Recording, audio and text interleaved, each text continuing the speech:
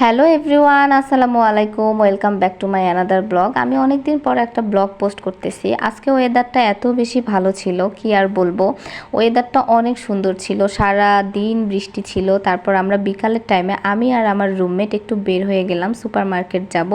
এখানে বেসিক কিছু কসমেটিক্স কেনাকাটার আছে, তো এই জন্যই ভাবলাম যে একটু যাই। তারপর কিছু বাজার আছে, যেহেতু আমার পরীক্ষা কালকে, এই জন্য আজকে এই ব্যাপারটা আমি সেরে নিচ্ছিলাম, কারণ এসে রান্না করে খাওয়া দাওয়া করে পড়তে বসবো। তো আমরা সুপার মার্কেটে আসছি, দেখেন শুধু ভিউটা, মানে জাস্ট ওয়াও। আকাশের ভিউটা এত সুন্দর লাগছে আর ওয়েদারটা এত মজাদার। তবে দুঃখের বিষয় হচ্ছে গরম একটুও কমে নাই, তারপরও প্রচুর ঘামছিলাম।